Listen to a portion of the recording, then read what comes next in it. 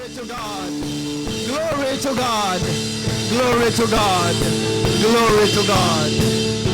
You know, brethren, that is the only ministry in heaven. I will be stopped preaching in heaven, mga kapatid. You will be stopped giving in heaven. Wala na doon, mga kapatid. There will be no musicians in heaven. There are no singers in heaven. There are no teaching Sunday school, evangelism, no, mga kapatid. Isa lang ang ministeryo natin pagdating doon. Isang tunay na mananamba sa Diyos, mga kapatid. So why don't you make yourself ready when the trumpet sounds, mga kapatid? Kapag tumunog ang trumpeta, that's your ministry. Nahihiya ka pa dito pumalakpak, nahihiya kang sumigaw, nahihiya kang isigaw ang pangalan ng Panginoon. Mga kapatid, kung ako sa iyo, ngayon pa lamang masanay ka na, sapagat yan lang ang tanging ministeryo ng mga taong ililigtas ng Diyos doon sa kanyang kaharian. Amen. So when we say worship and praise, give all your best to the Lord. That is for Jesus, not for man, but for our King of Kings, the Lord of Lords. His name is Jesus. Come on, clap your hands to the Lord. Thank you, Jesus.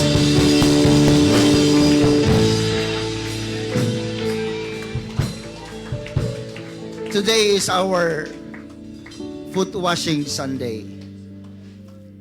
So better be prepared, because in a while we will be having our literal foot washing today. Our leaders are okay and ready. Naganda na sila, mga kapatid. But let me give you the word in the book of John chapter 13 verse number 6. This is the story wherein Jesus washed the feet of the disciples, mga kapatid. Verse number 6 says, Then he came to Simon Peter, and Peter said to him, Lord, are you washing my feet? Then Jesus answered and said to him, What I am doing you do not understand now, but you will know after this. Then Peter said to him, You shall never wash my feet. Then Jesus answered him, If I do not wash you, you have no part with me. Brethren, this is Peter saying to Jesus, You shall never wash my feet. Throughout the story, it's all focused with Peter. Nakapokus kay Pedro yung istorya na kung saan si Pedro ay tumatanggi na siya'y hipuin ng Diyos. Let me preach to you today, brethren. Refusal to be touched. Refusal to be touched. Can you please close your eyes? Lord, we don't refuse. And we are not refusing, Lord. But we want you, Jesus, to touch us. Gusto namin, Panginoon, hipuin mo kami. Gusto namin, Panginoon, hugasan mo ang aming mga paa. But today, Lord, we will be focusing on what happened at this time na kung saan si Pedro, he refused to be touched by you. God, help us to understand your word. Huwag mo kaming pauwiin, Panginoon, na empty. Huwag mo kaming pauwiin, Panginoon, na para bang wala kaming nakuha at napulot, Panginoon. Panginoon, bukas ang puso namin at handa ang aming isipan. Kausapin niyo po kami, Panginoon. Ang banal mong Espiritu ay malayang kumilos sa aming kalagitnaan. Regardless of what you can see and what you know about us, Lord, forgive us. Patawarin mo kami. Kami isang makasalanan, Panginoon, at marumi sa iyong harapan. Pero ang iyong salita ang magsisilbing panghugas, Panginoon, ng aming pong mga karumihan. Tanggap namin ito, Panginoon. Hugasan mo kami ng iyong mga salita. Ang iyong salita lamang, Panginoon, ang siyang makapagpapabago ng aming buhay. Purihin ka, Panginoon. We expect you to move in this church. In Jesus' name, I pray. Clap your hands. Hallelujah. With expectation from Jesus that you will receive something from Him today. In Jesus' name. In Jesus' name. Amen. Hallelujah. Clap your hands again. Hallelujah. Amen. You may be seated. Would you imagine, brethren, isang bata na may sugat sa paa. At siya'y dinala sa isang doktor, mga kapatid, upang siya'y gamutin. Pagdating doon sa doktor, mga kapatid, ang kanyang paa ay ayaw niyang ipahawak sa doktor. Ang doktor, mga kapatid, gustong-gustong linisin ang kanyang sugat, gustong-gustong bigyan ng gamot at karampatang lunas ang kanyang paa upang ito'y huwag ma-impeksyon. Pero kaya niyo bang isipin, mga kapatid, ng isang bata na ang intensyon lamang ng doktor ay bigyan ng kagalingan ng kanyang paa, pero ayaw niyang ibigay ito sa Panginoon, sa doktor. And that is the same what is really happening in the day of Jesus Christ during the time that God is to wash the feet of all those disciples, mga kapatid. Ganun ang tao. It's not because they don't want to be treated, mga kapatid, but because we don't want the process of cleaning. Inaagaw ng bata yung paa niya doon sa doktor. It is not because ayaw niya, it is because hindi niya naiintindihan o ayaw niya sa proseso ng kagalingan. May mga tao, mga kapatid, na bagamat ang intensyon ng Diyos ay maliwanag na kaligtasan, maliwanag na buhay na walang hanggan ang intensyon ng Diyos.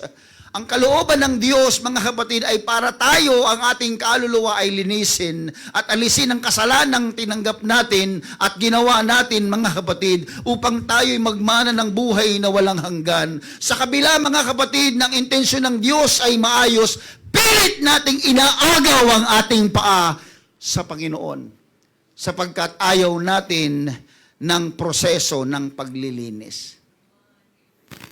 Si Pedro, mga kapatid, he is not actually rejecting Jesus Christ. He was rejecting being touched by Jesus Christ. May mga taong gustong gumaling, pero ayaw magpagamot. Amen po ba? Nais nating gumaling sa ating karamdaman. Nais nating mawala ang karamdaman ito. Nagpapahirap, nagpapabigat. Ang hirap, hindi normal ang pagkilos. Gusto natin ng kagalingan, pero ayaw nating magpadoktor. Ayaw natin ng injection. Ayaw nating uminom ng gamot. Ayaw natin na sumunod sa payo ng isang eksperto sa pangkalusugan. Ganon din ang nangyayari, mga kapatid, sa panahon na ito kay Pedro. Peter was rejecting a version of Jesus that he could not categorize in his own mind. Hindi niya malaman at mawari bakit si Jesus ang maghuhugas ng paa ko. Si Judas na lang sana. Si Juan na lang sana. Si Santiago na lang sana. Pero hindi niya mawari, hindi niya makategorize sa isipan niya bakit si Jesus ang maghuhugas ng paa ko. He is not rebellious. Peter is not rebellious. But because God does not fit into his own expectation, he refused. Pag may mga bagay na hindi pasok sa ating inaasahan, we refused. Hindi mo maintindihan yung ginagawa ng Diyos sa iyo, you refused. Hindi mo maintindihan yung gagawin ng doktor sa iyo, you refused. Pwede mo lamang pahintulutan ng doktor o maging ang Diyos na hawakan ka at i-guide ka at i-rule ka kung naiintindihan mo ang gagawin sa iyo. But most of the time, God will not explain Himself to us in every time He do things to our life. Hindi niya i-explain sa iyo, Brad. Hindi niya sasabihin sa iyo isa-isa kung anong gagawin niya. Hindi niya sasabihin sa iyo kung anong epekto isa-isa. He wants you to trust Him. Gusto niyang pagtiwalaan mo siya. Gusto niyang bigyan mo siya ng kalayaan. Hipuin ka at baguhin ka. I-remold ka i-transform ka, yan ang layunin ng Diyos, yan ang gusto ng Panginoon, pero maraming tumatanggi, maraming nagre-refuse na ayaw nilang sila'y hawakan ng Panginoon. Because Peter had a strong internal resistance. It's not humility, but self-preservation. Ito yung sinasabi ko kanina, mga kapatid, pag may ayaw kang mabisto tungkol sa iyo, you preserve yourself. Meron kang defense mechanism. Sometimes, mga kapatid, we call this humility. But it's actually a pride. Pride that refuses to be exposed. Minsan may mga pride tayo. Hindi lang minsan, madalas. May pride tayo.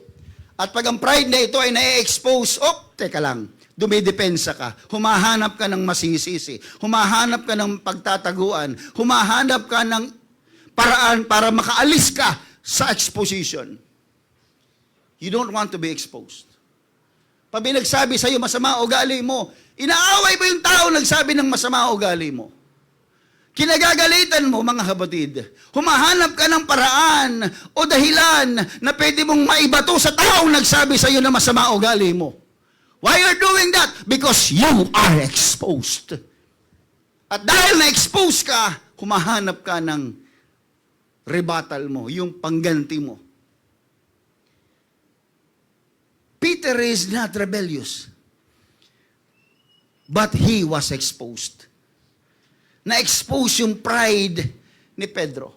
It is God Himself asking him or telling him, doing things that will never, na walang ibang tao nagagawa kundi si Jesus lang. Hugasan ng paa ng mga disipulo. Pero hindi ma-internalize, hindi maisip, maigi, mga kapatid, ito ni Pedro, mga kapatid. Because Peter cannot process the divine reversal. Makinig po kayo, mga kapatid. There is a divine reversal. Pakinggan nyo maigi. Obserbahan nyo sa Biblia, when you read your Bible, and every time Jesus Christ doing things, it's a reverse. Master, pero magsaserve.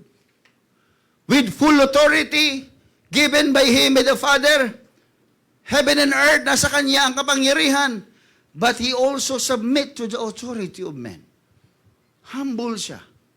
Bagamat may authority siya, pero nagpapasubmit siya. Reversal, divine reversal. Hindi natin maget yan. Kasi sa human logic natin, iba, mga kapatid. Pag mataas ka. Hindi ka pwedeng bumaba. Kasi human logic. Pero sa Panginoon, hindi. The more nagkakaroon ka ng kapangyarihan, dapat mas lalo kang bumababa. It's a divine reversal. Hari ng mga hari. Lumikha ng langit at ang lupa. Pinanganak sa sabsaban. Divine reversal. Ba't hindi sa hotel? Ba't hindi na lang sa isang prestiyosong lugar ipinanganak si Kristo? Bakit sa sabsaban? Divine reversal. Kaya pag may nangyayari sa iyong kabaligtaran sa inaasahan mo, baka divine reversal yan. Baka may pinapakita at may pinapahiwat. Iba ina-expect ko, pastor eh. Yun na nga eh. We cannot just live by our expectation. Remember, wala tayong pagmamay-ari sa mundo. Lahat ng hininga natin, bawat segundo, pinahihintulutan ng Diyos. So bakit natin bibigyan ng mas malaking pansin at halaga yung expectation natin at hindi yung sinasabi ng salita at pangako ng ating Panginoon? Kung ako sa iyo, doon ka lamang, mga kapatid, haleluya, magtiwala at tumingin sa mga sinasabi at pangako ng ating Panginoon, hindi doon sa ine-expect mo. Kaya masakit, mga kapatid, pag yung expectation mo hindi nangyari sa iyo.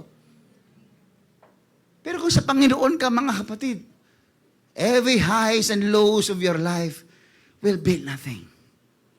Okay lang, may panahon may pera, may panahon wala. May panahon medya-medya, may panahon ng paldo, may panahon din ng sagad sa buto. Kahit ano ang bahagi, kahit ano ang sitwasyon ng buhay, praise the Lord pa rin. Yun yung mga tao na mas nagtitiwala sa sinasabi ng Diyos kaysa sa kanyang sariling expectation. Amen po ba?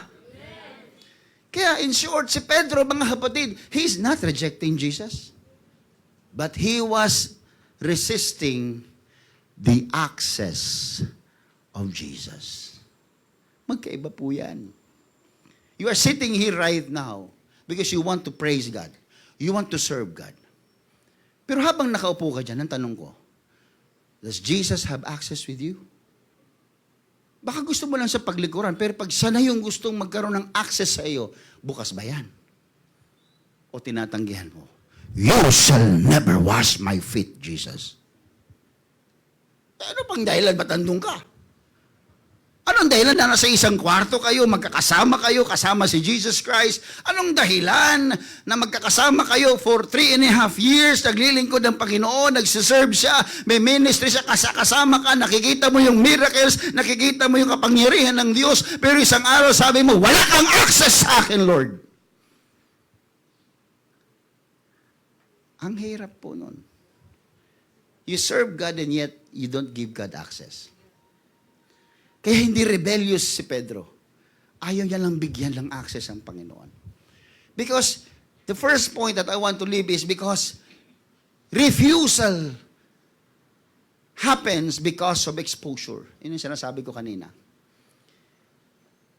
You shall never wash my feet. Sabi ni Pedro. Alam niyo yung salitang you shall never? Sa Greek word, mga kapatid, is a double negative. It's a double negative and a strongest form of denial in the Greek grammar. You shall never. Yung word na yan sa Greek, mga kapatid, is a double negative. Negative na nga sa umpisa, dinoble mo pa yung negative. Ang ibig sabihin, you will absolutely not going to touch me. Absolutely not. Or not ever. Wag mo akong hawakan. Parang ganun yan. Wag mo akong hahawakan. Yan ang ibig sabihin yan. Imaginin mo, Diyos na makapangyarihan, huhugasan ka ng paa, sasabihin mo, wag mo akong hahawakan. Grabe ka. Bakit? Ano ba yung kutis mo? Gatas ba pinaliligo mo? Flawless ka ba? Well, I'm telling you, this is not a simple hesitation from Peter. This is an emotional, internal resistance. Kaloob-looban. Nire-reject ang Diyos. Nire-refuse ang Diyos. May mga taong ganyan. Pag nasusukol mo na, maraming gagawin yan para hindi siya ma-expose. Kukuberan niya ang sarili niya pag na-expose na. Kaya yung tao, mga kapatid, na kayang tumanggap ng pagkakamali, pag tinatamaan ng salita ng Diyos, yung talagang nalulugmok siya sa kahinaan dahil narinig niya yung pagre-rebuke ng Panginoon, mas believe ako dun sa taong yun. Kaysa dun sa tao na nagpo-project na siya'y matuwid, nagpo-project na siya'y maayos, nagpo-project na siya'y matuwid sa harap ng Panginoon. Hindi po yan ginugusto ng Diyos. Pero yung mga taong pag tinatamaan ng salita ng Panginoon, umiiyak sila, hindi dahil nasasaktan, mga kapatid, kundi natutuwa sila na sila'y kinukulit ng Diyos, na sila'y tinutuwid ng Diyos, na sila'y tinatransform ng Panginoon. Mas gusto ng Diyos na makita yung ating receptive hearts, mga kapatid. Everybody say amen. It is an reaction to protect himself, especially when we are exposed. That is the defense mechanism of a person. Sabi ng psychology yan. Kapag tayo ay nai-expose, merong instinct yan. Tingnan mo, mga kapatid. Pag tayo ay nasusukol, kasalanan mo eh. Anong gagawin natin? Ba't ako? Si ano yun eh? O ba't nabasag mo yan? Kasi siya eh. Pag nasusukol tayo, defense mechanism. Hahanap tayo ng paraan para makakover. Nakuha niyo po ibig sabihin. Kaya pag tinatamaan ng salita ng Panginoon, may mga taong, hindi naman para sa akin yan eh. Naku, sayang, wala dito yung tinamaan sana siya. Hindi naman mga ganun tayo mga ugali. Bakit? Hindi ba para sa iyo ito? Para sa lahat ito, mga kapatid eh. Parang yung sinasabi ni Pastor, si ano yan eh. Buti na lang, wala siya, kundi nasaktan siya ngayon. Pero siya, hindi siya, grabe. Nasaktuhan, siya na lang, umulan ng malakas, siya lang yung nagsimba. Sabi ni Pastor, sigurado ito, tatamaan ito ng gusto ngayon.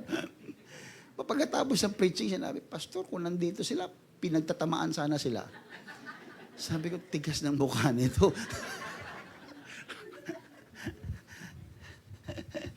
It's a basic reaction ng tao.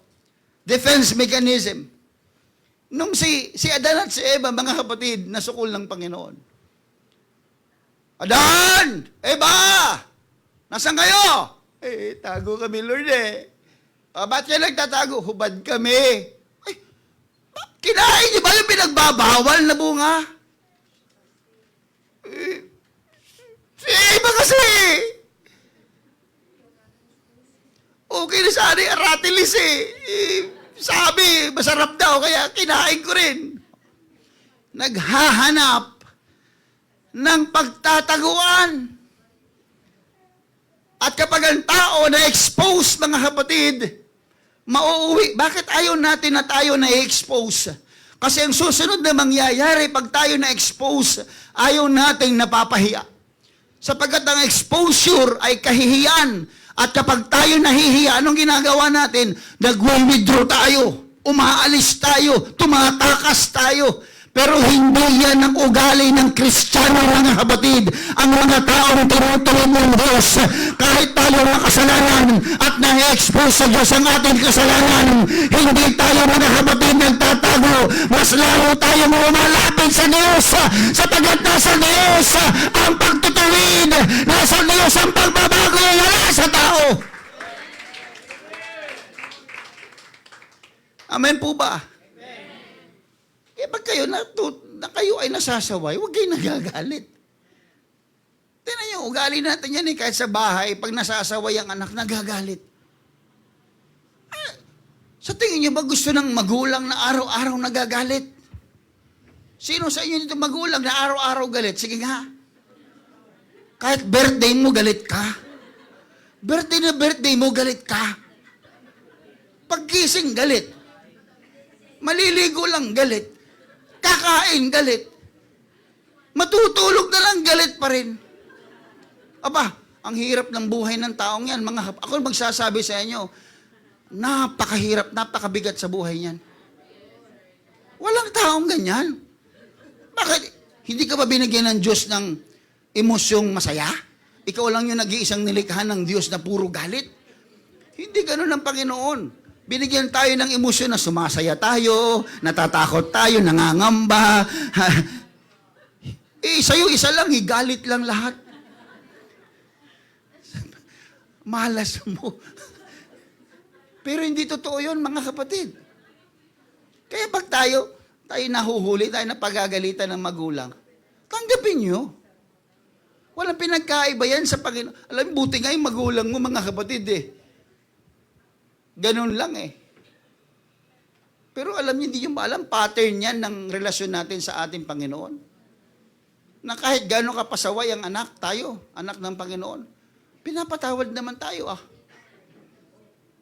dati nga, pag ako nagkamali, pag pinalo may royal ka agad O kaya nakaranas kayo ng royal kasi dati noon Royal. O bibigyan ka ng royal, bibigyan ka ng pinapapanood pa ako ng nanay ko ng sine. O manood ka ng sine, kapapalo lang sa akin, manonood ako ng sine. Iyak-iyak ka doon sa sine. Noong unang panahon yun, mga kapatid. Kasi kahit na magalit ang magulang, ang pag-ibig hindi nagbabago. Hindi mo maiintindihan yan hanggat di ka nagiging magulang. Kaya sa mga anak na hindi pa nagiging magulang, tandaan nyo ito pa, ulit-ulit nyo itong naririnig. Maliban na maging magulang ka, hindi mo naiintindihan yung sinasabi dito. Kaya habang hindi ka pa magulang, sumunod ka. Kasi darating ang panahon, yung iyong pagsuway, gagawin sa'yo yan ng anak mo, ikaw din may stress. Totoo yan, mga kapatid. Sabihin mo sa katabi mo, huwag kang pasaway.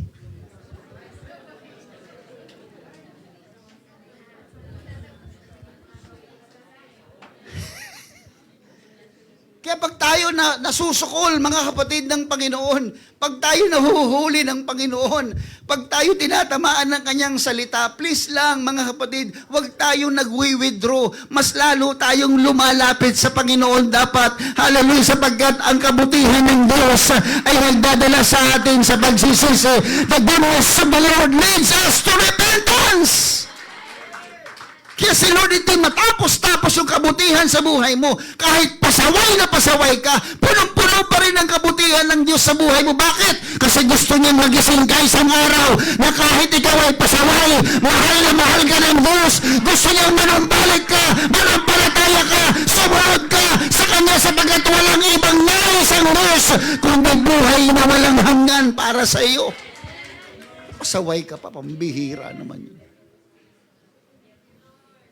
Alam yung kaligayahan ng magulang. Let me tell you this. Hindi naman lang yung pera ninyo kay mga anak. Yung anak ko, abogado na. Wow.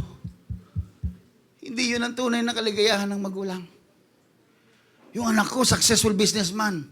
Dami niyang kotse. May helicopter pa siya. Wow. Iba ka. Ipo-ipo. Lakas ng hangin. Yung anak ko, ang galing, talino. Those are just temporary milestone and achievements of man. Pero alam nyo, ang isang nasa puso ng magulang, common denominator sa magulang, ang makita ang anak nila na sumusunod sa salita at kalooban ng Panginoon. Higit pa yan sa pagiging abogado. Higit pa yan sa pagiging engineer. Higit yan. Ang daming engineer at abogado, ang sasama ng ugali. Kung kayo ang magulang yan, proud kayo? Kahit pari pa yung anak mo. Kahit pari pa yung anak mo, proud ka, pinagtatanggol adik. Magiging proud ka? Of course not. Of course not. Alam mong mali, pinagtatanggol niya yung mali. Of course, hindi ka matutuwa nun. Pero isang tao, mga kapatid, kami mga magulang, ang amin lang kaligayahan, makita ang anak namin na tunay na naglilingkod sa Diyos, may katapatan. Higit pa yan sa kayamanan sa mundo. Higit pa yan. Alam niyo mga kapatid, turuan yung anak ninyo, hindi lang maging competent mga kapatid sa mundo para makasabay. Turuan yung may takot sa Diyos. Kasi tinuturuan ko na wala talagang takot Ipanalangin mo. Ipanalangin mo. Ipilihans mo yan gabi-gabi. Iiyak mo sa Panginoon. Pastor, matanda na ako para hindi ko nakikita ang kanilang pagbabago. Huwag kang magkamali na magkaroon ng pagdududa sa panalangin. Kahit patay ka na, kayang gawin ng Diyos na sagutin ang mga panalangin. Amen po ba? Kaya ang pag-refuse ni Pedro, nagpapakita lamang ito na gusto niya na siya ang may control, hindi ang Panginoon. You shall never wash my feet. Teka lang, Diyos yun utusan mo. Teka lang, mas makapangyarihan sa iyo yun Teka lang, dilikha ka lang yan inuutusan mo, yes. Kasi ang tao, mga kapatid, gusto natin tayo yung may control. But actually, Peter is not saying, don't do that, Lord. Wag, Lord, wag. Hindi yan actually yung ibig niya sabihin Ang actually gusto niya sabihin, Lord, I am in control, not you. Kaya minsan may mga bagay tayo na ginagawa na actually labag sa utos ng Diyos. Pero ginagawa natin at sinasabi natin para sa Panginoon yan. Sagiin ko lang ng konti, huwag kayo matitisod mga kapatid Sagiin ko lang ng konti sa pagbibigay. Tayo ay nagkakaroon.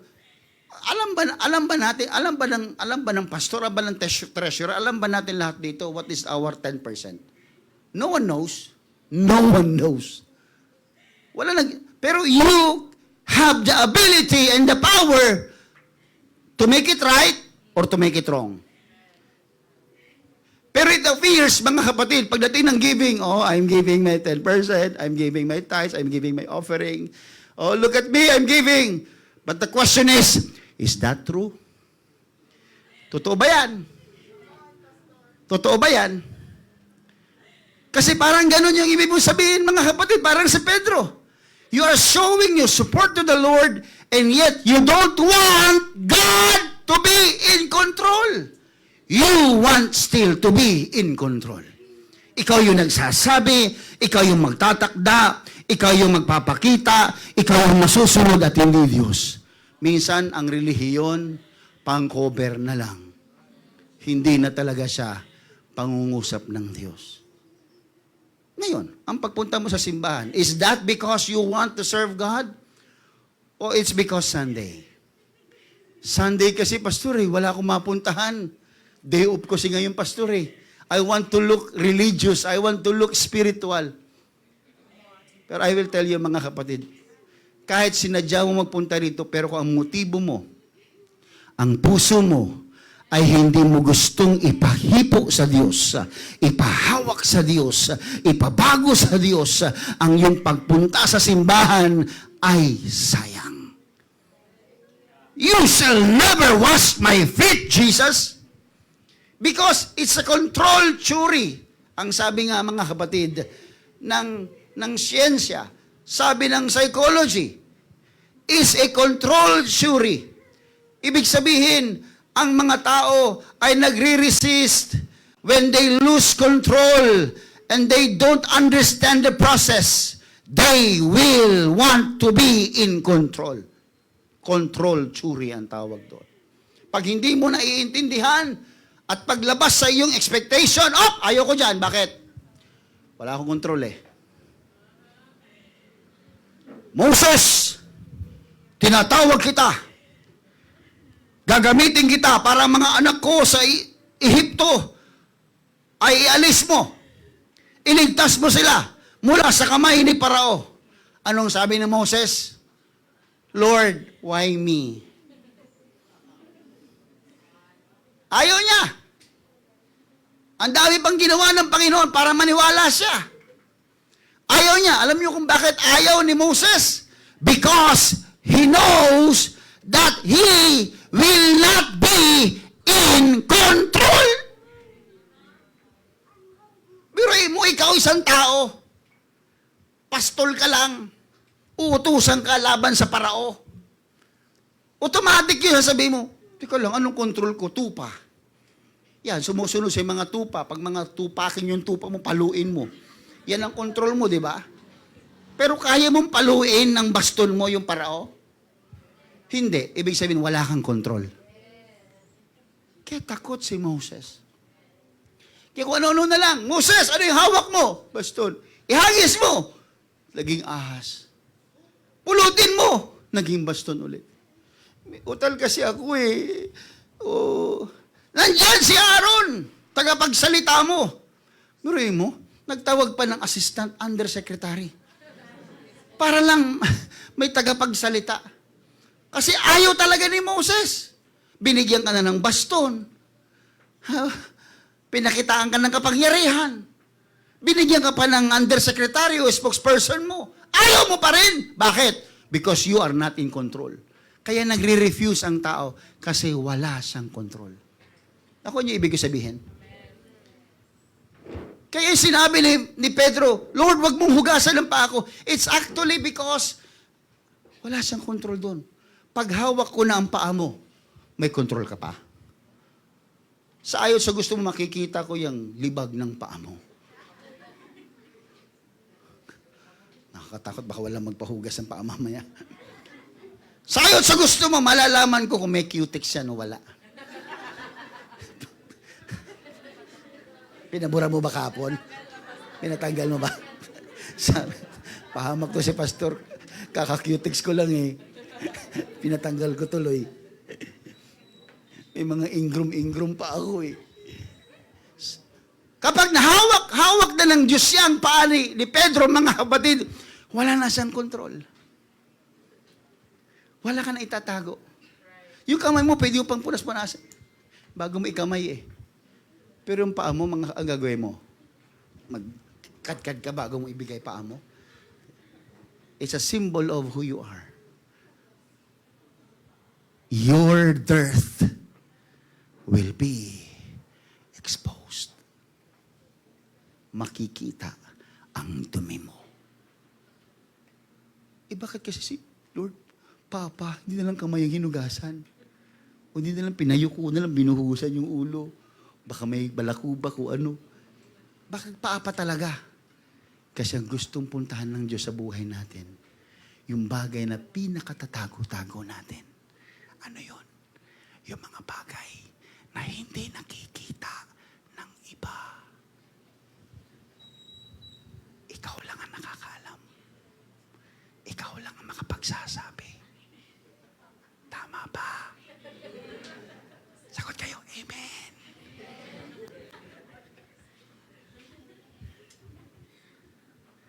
Ako niya ibig ko sabihin. Ayaw ng Lord na tayo ay mapagpakunwari. Gusto niyang pag hinit niya tayo, kung sino talaga tayo. Don't go to church. Huwag kang pupunta sa Panginoon. Ang dala mo ay hindi ikaw. Kaya kung mayroon mang gustong malaman ng Diyos sa iyo, hindi kung gaano kalinis ang kamay mo. Hindi gaano kalinis ang tenga mo. Tinitingnan niya yung paa mo. We all get dirt. Kahit sinong Kristiyano na nadudumihan ng paa. Bakit? Kahit na matuwid ka, nadudumihan ng paa. Lumalakad ka sa mundo eh. Ibig ko sabihin, habang nandito ka pa, nagkakasala ka pa. Yan yung ayaw ng Lord na itago-tago mo. Kaya nga may foot washing eh. Simbolo, hindi lang yan simbolo mga kapatid, kundi pagpapakita ng gusto mangyari ng Diyos sa buhay natin. Na hindi tayo dapat nagre-refuse. Kapag gusto tayong hipuin ng Panginoon, pag tinatch ka ng Panginoon, pag tinamaan ka ng salita ng Panginoon, tanggapin mo, hinuhugasan ka niya.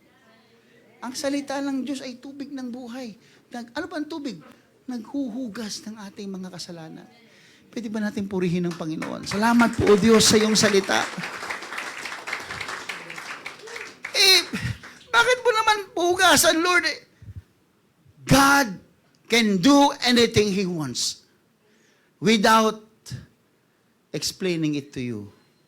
Everything. Lord, bakit siya napangasawa ko? Ang dami naman pogi na ang daming pogi nang ligaw sa akin. Pero ba't itong sarat na ito ang ang lakas maghilik, Panginoon. May balakubak pa. Dahil mo nang sinabi. Anong gusto mo mga kapatid? Lahat ng bagay ay explain sa iyo ng Panginoon. Anong sabi sa verse number 7? What I am doing, you do not understand now. But you will know after this. Reverse talaga siya eh. Reverse eh. Pabili nga nito, cellphone. Anong kayang gawin ng cellphone? Ang dami mong tanong. Patingin nga ng camera kung malinaw. Ilang storage pa. Lahat gusto mong malaman. Di ba, Tunet? Lahat na may patalastas, lahat ng gustong bumili ng cellphone. Nani kay Tunet. Oo. Tutulungan ka niyan. Kahit na installment, tutulungan ka niyan, mga kapatid. May-ari ng ano yan eh, Apple. No. Balik tayo. Nawala tuloy ako, Tunet. Ano ba yan? Nasa ba ako? Alamin mo lahat! Gusto mong malaman kung ilang megapixel yung kanyang camera, yung kanyang storage, yung ability niya, bago mo bilhin. Because you want to understand everything first before you spend. Tama po ba? You want to understand. You want to perceive. You want to fully and mentally grasp. Pero ang sabi ng Panginoon, what I'm doing, you do not understand. Iba po yung understand, sa iba pa yung knowing. Iba yung understanding and knowing. Sa Greek, mga kapatid, when you say understand, yun yung sinabi ko, perceive. It's about mental. Hindi mo naiintindihan. Pero pag sinabing knowing, mga kapatid, it is experiential. Because many people can grasp about something, but they will not understand it fully without knowing and experiencing. Pag sinabing, mag-drive tayo. Marunong kang mag-drive. Oo, perfect ko kaya lahat ng exam sa YouTube. Marunong ako niyan. Alam ko yan. Sige nga, ito susi. Hindi niya mapaandar. Hindi niya mapaandar. Kumakadyot-kadyot. O, kala ko ba alam mo na? Hindi ko nga alam eh. Sa YouTube naman, di ganito eh. Iba experience, iba practical, iba theory. Nakuha niyo ibig ko sabihin? Karamihan sa atin ang alam theory. Pero sa actual, sa practical, hindi. Kaya may mga taong tanongin mo, what is forgiveness? Anak ko mga kapatid, sobrang talino. Paliwanag pa siya pati Greek word and Hebrew word ng forgiveness, pero hindi marunong magpatawad ng kapwa niya. Bakit? Iba kasi yung experiential. Sabi ni Kristo, ang ginagawa ko sa iyo ngayon ay hindi mo mentally nagagrasp. Pero pagkatapos nito, mai-experience mo. So, ano ibig sabihin nun? May mga bagay na hindi mo naiintindihan. Hayaan mo lang ma-experience mo. May mga bagay na hindi mo paliwanag sa buhay. Naghihirap ka, ba't ganitong hirap ko?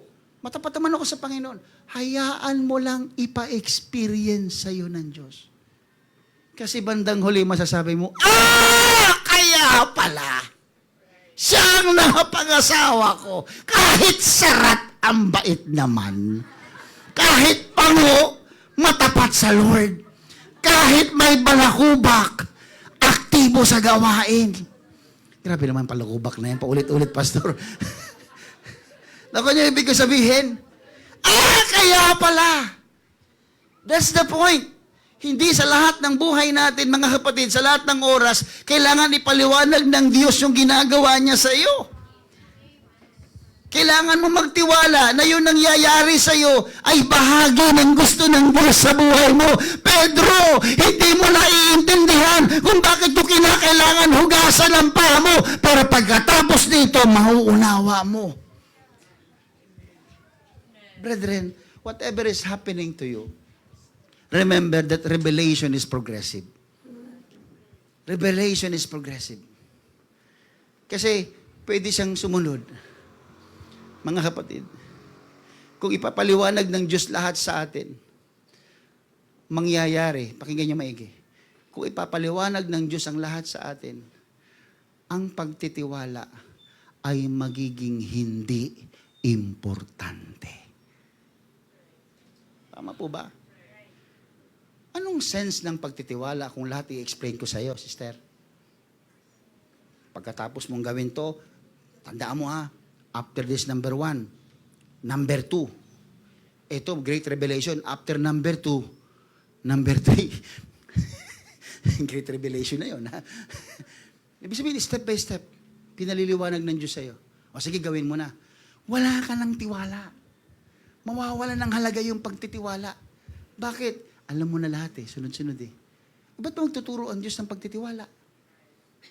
Ang pagtitiwala ay nangyayari, makinig kayo, sa panahon na hindi mo naiintindihan. Pero tanong ka sa buhay mo, di ba, tagal mo ng tanong yan. Hindi mo pa rin ipaliwanag hanggang ngayon. Anong hinihingi sa'yo ng Diyos? Magtiwala ka. Na yung nangyayari sa'yo, all things work together for good to them that love God. Wow! His ways is higher than our ways. His thoughts is different and higher than our thoughts. Ibang-iba si Lord. Sabi mo sa katabi mo, ibang-iba si Lord. sabi ng propeta kay Naaman, Naaman! Gusto mong gumaling sa ketong? Lumublob ka sa Jordan River. 7 beses.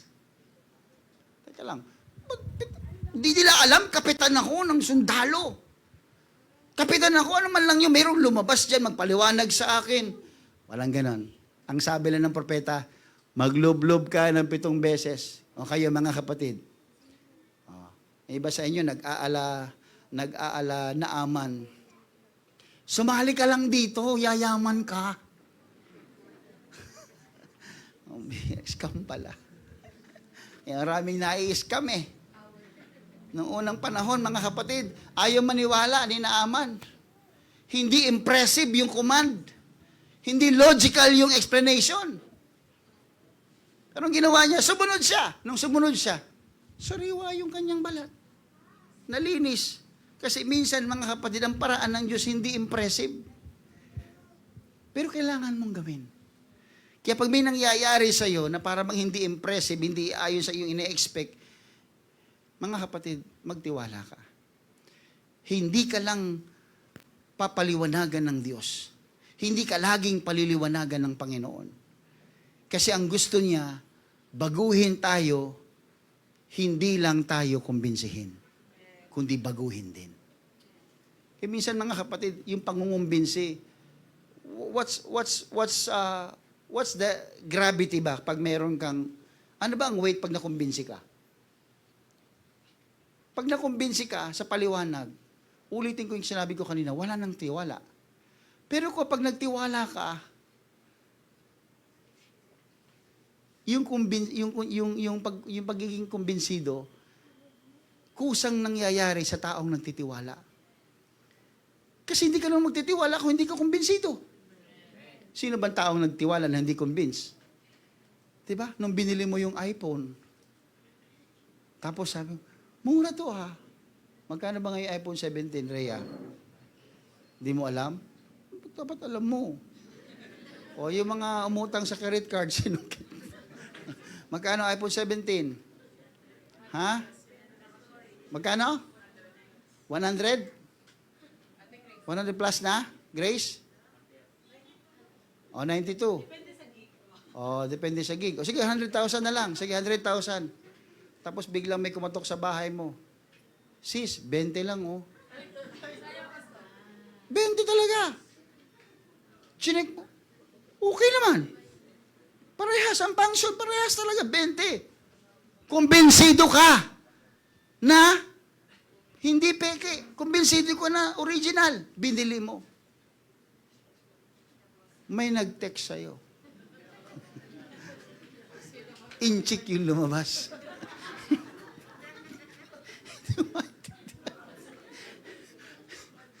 Pero, bago ka nagtiwala na bilhin yun, kumbinsido kang totoo. Sana ganoon din tayo kabilis makumbinsido, mga kapatid, maging makumbinsi na Panginoon. Pag nasa simbahan tayo, pag may Word of God, pag may sinasabi ang Panginoon, dapat kumbinsido tayo. Magtiwala tayo. Sa pagtitiwala natin, doon mo makikita bandang huli yung resulta. Buti na lang nagtiwala ako. Buti na lang sumampalataya ako. Buti na lang sumunod ako. Buti na lang naniniwala ako. Amen po ba? Eh, may lumapit niyang bulag kay Jesus eh. Lord, gusto kong gumaling.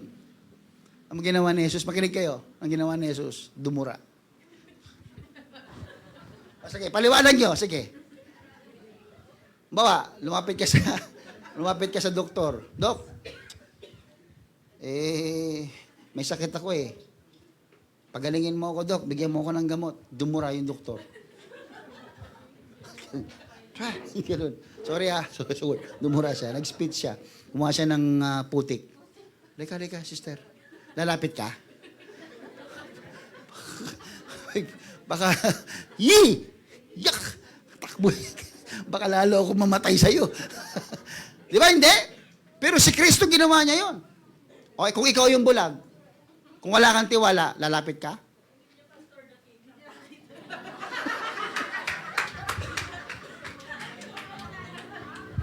Piloso mo ka rin, ha?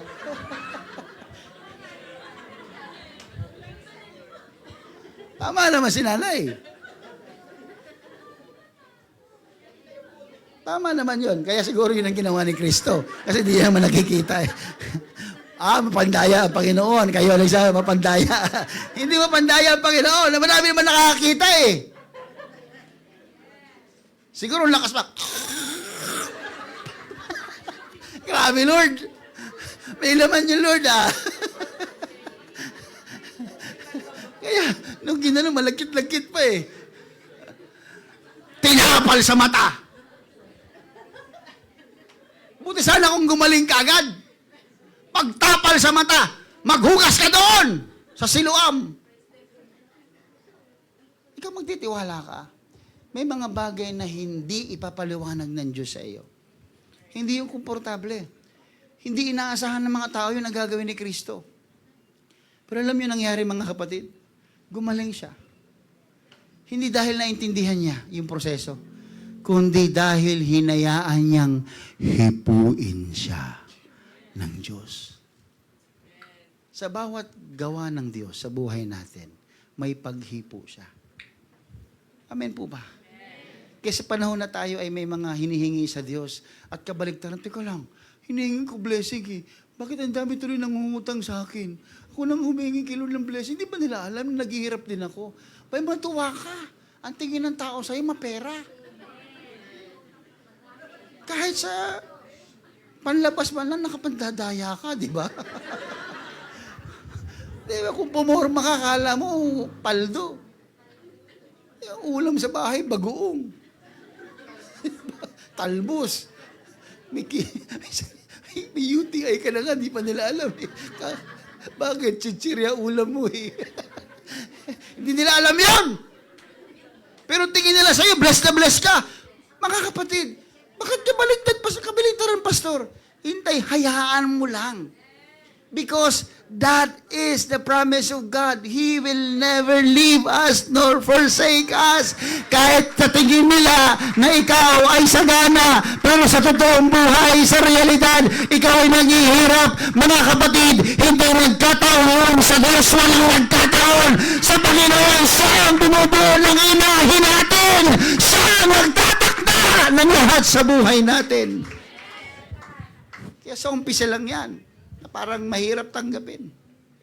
Tatandaan niyo palagi mga kapatid, mahirap man ang proseso, pero pag pinayagan mo ang Diyos na gawin ang proseso, para sa iyo yan, para sa iyong progresibo. Amen po ba? Kaya bago ko magtapos mga kapatid, sabi ni Pedro, you will never wash my feet.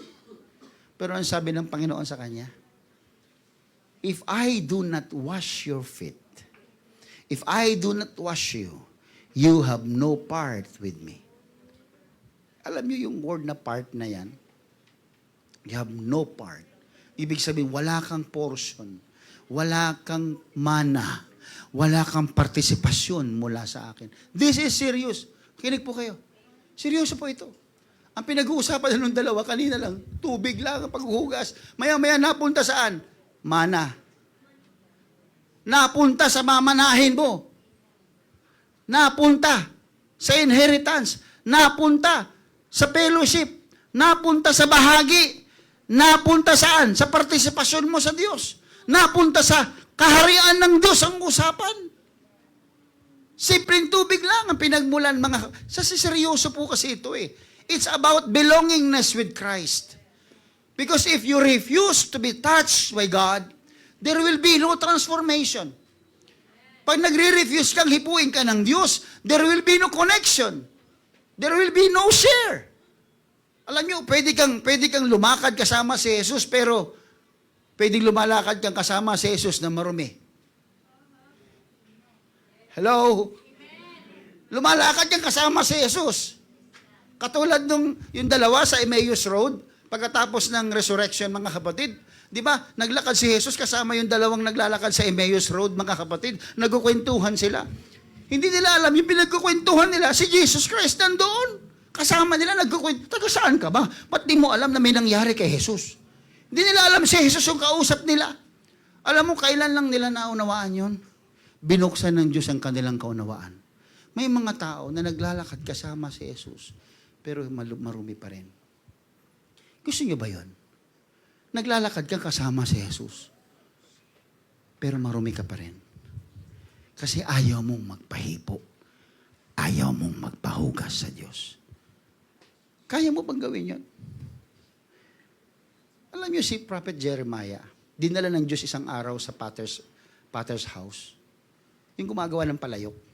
Pinakita ng Diyos kay Prophet Jeremiah, mga kapatid, na may isang palayok na deform siya. Hindi maganda, hindi maayos.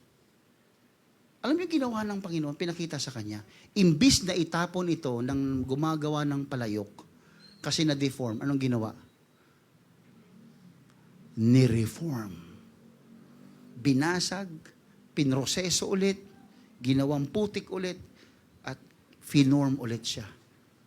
Anong lesson nito? Anong pinapakita ng Panginoon kay Jeremiah? Jeremiah, kahit ilang beses ka nag-fail, kahit ilang beses mag-fail ang tao, at hindi ka tanggap-tanggap ang ginawa niya, hindi ka kailanman tinapon ng Diyos. Hindi ka kailanman tinapon, tinrow away, nireject ng Panginoon. Anong ginawa ng Panginoon? Ikaw din mismo yon. Binasag lang ulit ng Diyos. Ginawang putik mulit at hinubog ayon sa kanyang kagustuhan. That is exactly what the Bible is telling us. May mga panahon na kapag tayo ay failure, hindi tayo tinatapon ng Diyos. Sino ba dito walang failure? Wala. Sino ba dito walang kabiguan? Naku, ang dami. Hindi nyo lang sinasabi. Nakangiti lang kayo, pero totoo yan, ang dami yung failure sa buhay. Pero alam nyo, magandang balita ito. Hindi ka nire-reject. Binubuo ka, nire-remold ka ng Panginoon.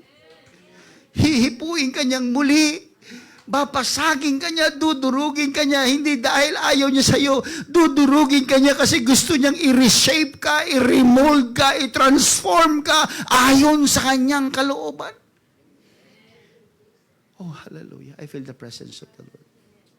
That's why even the rich young ruler, mga kapatid, nung lumapit siya sa Panginoon, gusto niya ng buhay na walang hanggan. Pero nung sinabi ng Panginoon sa kanya, mga kapatid, kung anong kulang sa kanya. Alam niyo mga kapatid, itong maganda sa bagay na ito, nung pinag-aralan ko maigi itong rich young ruler. Nung kinakausap niya ang Panginoon, Lord, paano ako makarating sa langit, blah, blah, blah, etc. Sinabi ng Panginoon sa kanya, sundin mo yung 10 utos. Sabi niya, Lord, ginawa ko na yan eh. Pero makinig kayo, may isang bagay na hinipo si Lord. Makinig po kayo. Hinipo ng Diyos sa mayamang yun, yung kanyang kayamanan. Nung matouch ni Lord ang riches niya, nag-react siya. Sabi niya, ayoko. Kasi sabi ng Panginoon sa kanya, isang bagay lang ang kulang sa iyo. Lahat ng ari-arian mo, ibenta mo, ibigay mo sa mahihirap at sumunod ka sa akin. When God decided to touch one thing in your life, be sure that you are willing to give up. Ang ginawa niya, hindi siya nag-give up. Umatras siya. Sabi ng Bible, tumalikod siyang malungkot. Lumayo sa Panginoon. May mga bagay na kapag hindi mo pinahipo sa Diyos, hindi ka niya matutulungan. Kung pipilitin mong magtago, kung pipilitin mong umiwas, hindi ka magkakaroon ng pagbabago.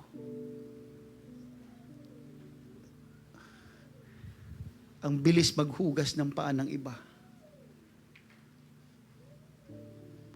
Pero pag ikaw nang huhugasan, ayaw mo. Kasi makikita yung impurities mo. Dahil discomforted ka, nagre-refuse ka. Kaya ngayong araw na ito, pag hinugasan ng paa mo, huwag mong tanggihan. Sabihin mo sa Panginoon, Lord, tinatanggap ko ang paghawak mo sa aking mga paa. Panginoon, linisin mo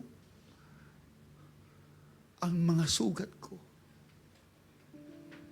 Linisin mo ang kaluluwa ko. Lord, wala na akong maitatago sa iyo.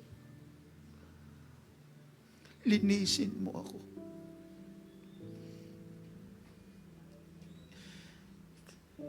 Kung tayo may mahapdi at mapait na karanasan,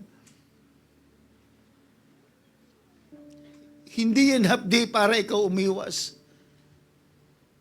kundi yan ay palatandaan na ikaw ay nililinis ng Diyos. Mga kapatid, huwag kang tatanggi sa paglilinis ng Diyos. Mamaya, kapag hinugasan ng iyong mga paa, gusto kong manalangin ka, ipikit mo ang iyong mata.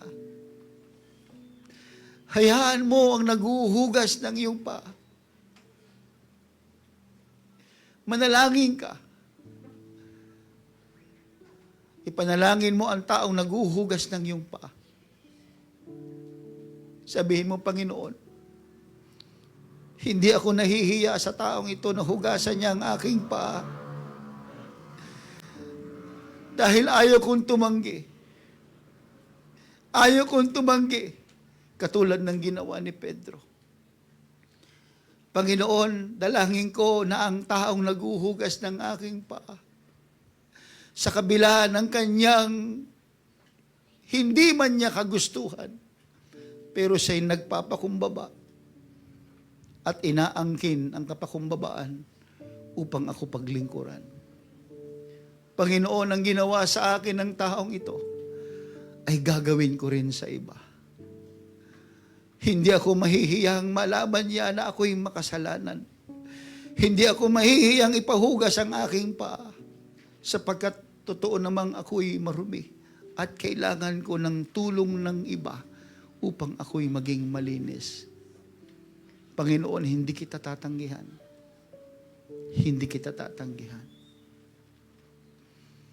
While we are in the Spirit of the Lord today, may I request all the leaders to be in front.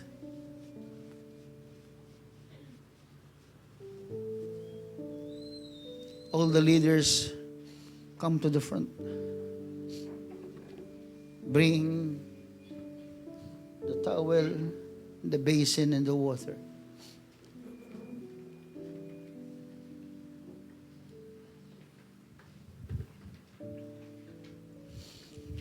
All of these leaders, I will wash their feet. At ang lahat ng leaders na ito, ang siyang maghuhugas ng inyong mga paa. We will serve the Lord even the trials come.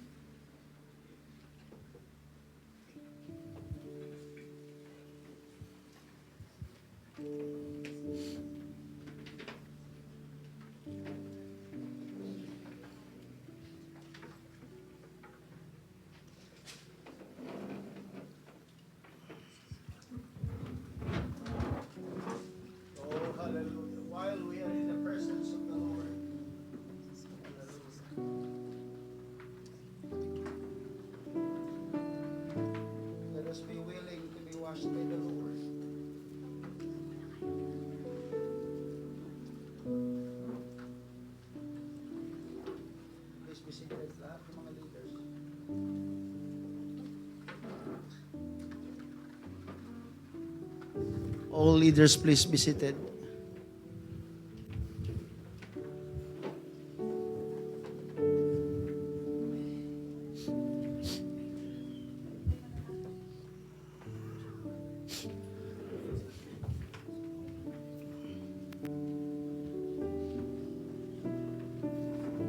Oh, Jesus.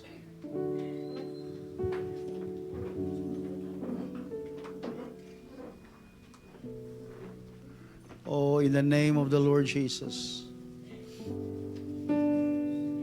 If there will be leaders here to refuse to be washed their feet, there will be no part in the kingdom of God. You should be willing to wash your feet. Remember, your positions, your election has nothing to do with the kingdom of God. Because that is just in the human understanding. But today, brethren, I want you to see and I want you to behold that all of those who serve the Lord, they should be willing to wash the feet of others. I want you to make this as solemn as we can, because this is in accordance to the will of the Lord.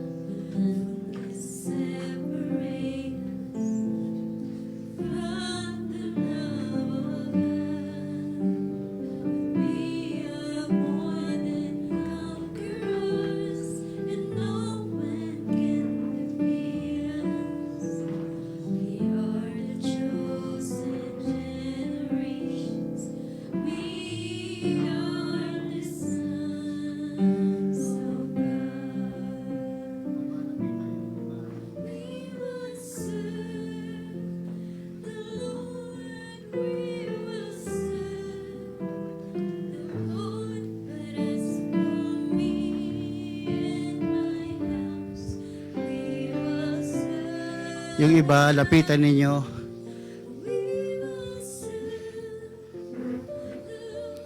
Sige, lumapit kayo sa iba, mga kapatid. Thank you, Jesus. Thank you, Lord. Thank you, Jesus.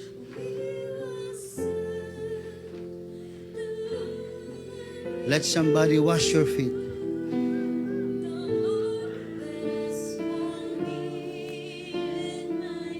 It is more than a sign of humility. It is following the will of God. Kung anong ginawa sa iyo, gawin mo sa iba. Kung kaya nilang lumuhod sa harapan mo at magpakumbaba, do the same with other people. Serve them. Bless people. Bless them and anoint them. Hallelujah. Serve them with humility. Never ask in anything in return. Never ask for anything in return. Just serve. Be humble. Let the Lord bless you as you serve. In Jesus' name. Sige. Yung ibang kapatiran, yung ibang mga leaders, hugasan nyo, lapitan nyo ng mga kapatiran na iba.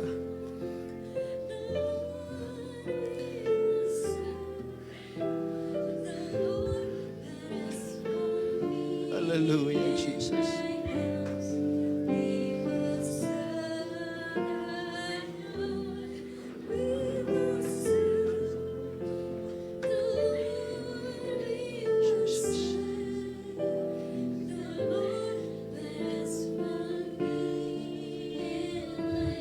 Hallelujah. Let the spirit of unity and humility be upon us today. In the name of Jesus. In the name of Jesus. Hallelujah. Come on, serve everyone. Hallelujah. Serve them in the name of Jesus. Huwag mong tanggihan ang paghuhugas ng iyong paa. Hindi ka magkakaroon ng bahagi sa Panginoon. Hallelujah. Hayaan mo na ipakita ng Diyos sa iyo ang kapakumbabaan. Hayaan mo ipakita ng Diyos sa iyo, hallelujah, na siya man din Diyos na makapangyarihan, hallelujah, kaya niyang lumuhod at yumukod sa harap ng tao na kanyang nilikha upang ipakita ang kanyang pagpapakumbaba. Hindi kawalan ng kapangyarihan ng pagpapakumbaba. Hindi kawalan ng posisyon o ng imahe. Hallelujah, ang pagpapakumbaba. Ang pagpapakumbaba at paglilingkod sa kapwa ay tanda ng isang malakas na pananampalataya, isang malalim, hallelujah, na relasyon sa Diyos, isang malalim na paniniwala, isang malawak na pangunawa, isang malalim na pag-ibig. In the name of Jesus, in the name of Jesus, come on, wash somebody's feet. Sige mga kapatid, hugasan niyo ang paa, hallelujah, ng bawat isa hanggang sa ang katwiran ng Diyos, hallelujah, ay maitanyag sa lugar na ito upang walang laman na magmapuri, walang sino man ang pwedeng magmataas, hallelujah, lahat tayo, hallelujah, ay magpapakumbaba sa harap ng ating Panginoon. Ipinakita niya sa atin ang halimbawa, ipinakita niya sa atin ang dapat nating gawin natin ito sa iba. In the name of Jesus, in the name of Jesus, in the name of Jesus, in the name of Jesus.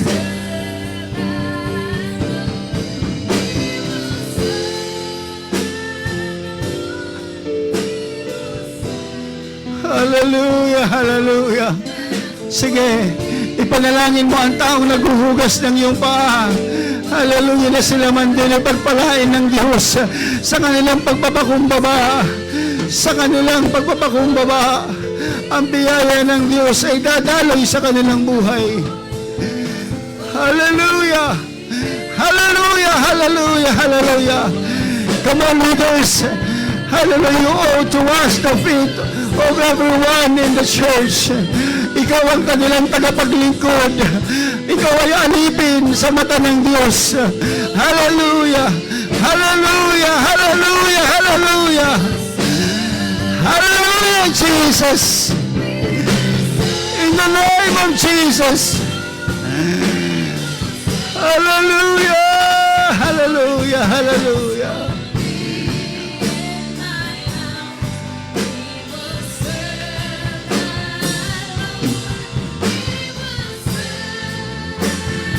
Hallelujah!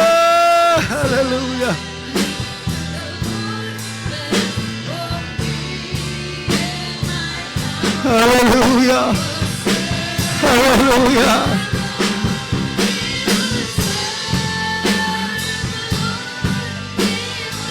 Hallelujah! Hallelujah! I can feel the presence of the Lord in the church, mga kapatid. I can feel the Spirit of the Lord in the church. Hallelujah! Hallelujah! Sa mga tapos na, mga kapatid, may I invite you to please stand. Hallelujah! Sa mga tapos na, tumayo tayo, mga kapatid. Purihin natin ang ating Panginoon.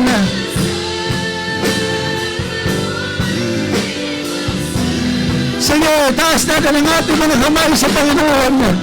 Panginoon, hallelujah. Ikaw man ang nagpakumbaba sa harap ng marami. Ikaw man, Panginoon, na aming Diyos sa tagapagligtas. Hallelujah, ninais mong hipuin ang mga marunong pa ng mga disipulo. Ito'y magpapakita lamang, Panginoon, na ikaw ay may kagustuhan na tanggalin ang anumang karamihan sa amin. Ikaw man, Panginoon, ay mayroon pananaw at may naisin na lumasan ng bawat sumasampalataya. Panginoon, lumasan ng manay. Panginoon, lumasan ng manay. Salamat, Panginoon, sa iyong pagmamag. Salamat, Panginoon, hallelujah, sa iyong pagpapakumbaba. Salamat sa iyong pinakitang halimbawa, Panginoon. Kami, O Diyos, ay maglilipid sa iyo ng tapat. Maglilipid, Panginoon, ng ipagtitiwala. Maglilipid kami, Panginoon, ng ikasamang pagpapakumbaba. Panginoon, salamat sa paglilinis mo. Salamat sa pagpapatawad mo. Salamat, Panginoon. Salamat, O Diyos. Salamat, Panginoon, na ikaw ay nagpakita ng mapakumbabaan. Panginoon, salamat. Salamat, Panginoon. Nililinis mo ang aming karumihan. Pinatatawad mo ang aming kasalanan. Salamat, Panginoon. Salamat, Panginoon. Salamat, Panginoon. Sige, kapatid. Sige, pasalamatan mo, Panginoon. Nilinis ka ng Diyos. Nilinis ka ng Diyos. Nilinis ka na ng Diyos. Nilinis ka ng Diyos. Ang iyong kasalanan ay pinatawad. In the name of Jesus. Ang iyong kasalanan, ang iyong pagkukulang ay pinatawad. In the name of Jesus. In the name of Jesus. Hallelujah. Oh God. Oh Jesus. Oh Jesus. Oh Jesus. Hallelujah. The Lord bless you. The Lord bless you.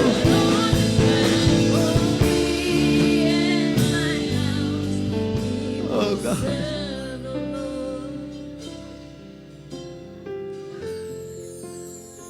Hindi ka maliligtas dahil marunong kang maglingkod.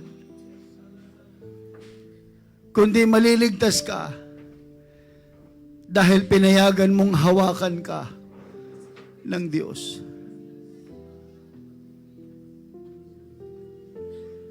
Huwag mong tanggihan ang paghipo ng Diyos.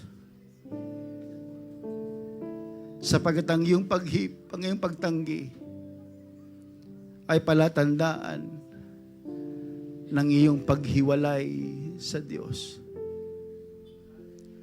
Kapatid, nasaksihan mo ang kalooban ng Diyos sa kanyang mga anak. Nasaksihan mo ang tinuturo ng Diyos sa atin. May mga bagay na hindi mo maipaliwanag. At hindi kailangang ipaliwanag ng Diyos ang lahat sa iyo bago ka magtiwala. May mga bagay na sa tahimik na paraan ay ginagawa ng Diyos. Huwag mong kalimutan na may taong dapat mong hugasan ng paa. Huwag mong kalimutan, may taong dapat kang pagpakumbabaan. Huwag mong kalimutan na ikaw ay hinugasan lang din ng paan ng Diyos. At marapat mong gawin ito sa iba. Huwag mong kalimutan. Huwag mong kalimutan. Huwag na huwag kang tatanggi na hipuin ng Diyos. Huwag. Huwag. Taas mong yung kamay sa Panginoon. Panginoon, salamat po sa iyong mensahe. Salamat sa iyong gabay. Salamat sa pagpapakita mo, Panginoon, ng tamang ehemplo. Salamat sa kapatawaran, Panginoon, ng aming mga kasalanan. Salamat, Panginoon, na maraming beses man kaming may kabiguan, pero hindi mo kami itinakwil. Muli mo kaming binuo. Muli mo kaming ginawang maayos sa iyong harapan. Salamat sa iyong pag-ibig mula umpisa hanggang sa katapusan. Purihin ka, Panginoon. Sa iyo ang pasasalamat at pagdakila. Tinataas namin ang pangalan mo, Panginoon. Panginoon na dakila at makapangyarihan. Panginoon na umiibig sa amin. Panginoon na nagbuwis ng kanyang buhay para sa aming kaligtasan. Purihin ka, aming Ama. Purihin ka, aming Diyos. Salamat po, Panginoong Jesus. In Jesus' name we pray. Amen. Purihin ang Panginoon. Purihin ang Diyos. Come on, clap your hands to Jesus. Hallelujah!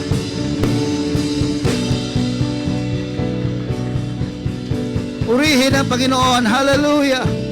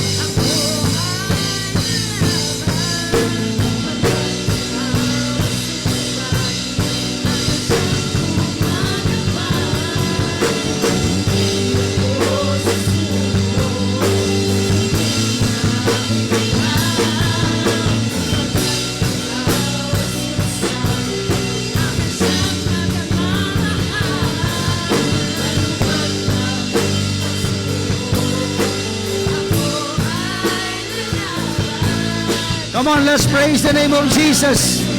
Come on, let's praise Him. Salamat, Panginoon. Hallelujah.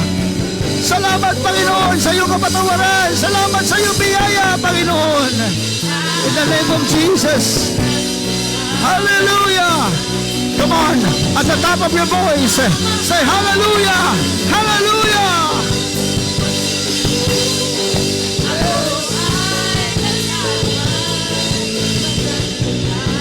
Hallelujah, Jesus.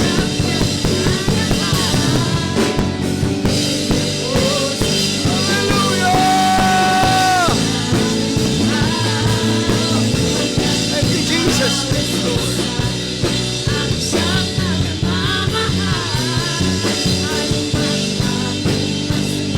Lord, hallelujah. Amen. Hallelujah. What we have witnessed today is an exact meaning of humility. Until such time that you can kneel down and stoop in front of many just to tell them that you submit and you are willing to serve. You don't understand yet the foot washing service. Salamat sa Panginoon. Purihin ang Panginoon. Are you blessed today? In Jesus' name. Pwede bang kamayan mo yung katabi mo at sabihin mo sa kanya, don't forget to humble yourself. In Jesus' name. Amen. God bless you all, brethren. Salamat sa inyo. Amen. Ibaon nyo sa yung tahanan ang pagpapala, biyaya, tagumpay at supply ng Panginoon, kagalingan ay sumainyo pag uwi nyo sa inyong tahanan. Bring with you Jesus in Jesus' name. God bless you all.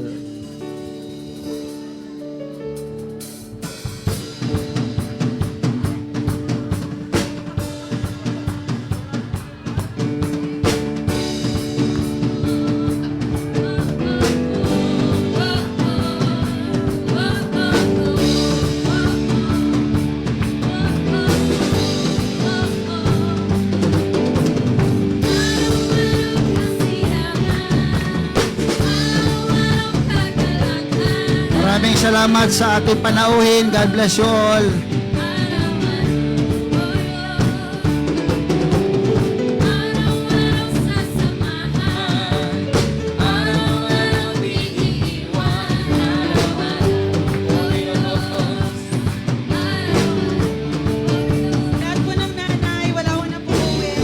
Pamayan natin ang bawat isa, mga kapatid.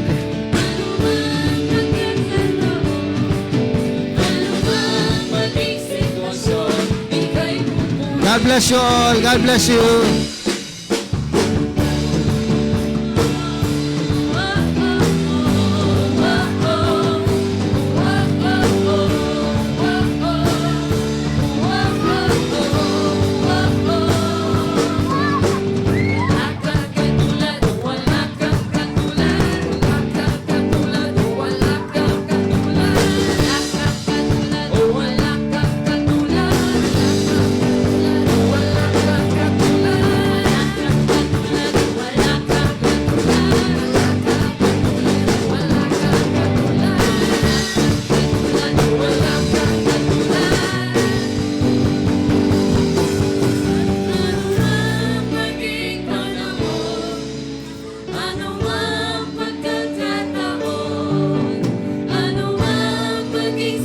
sitwasyon, ika'y pupurihin.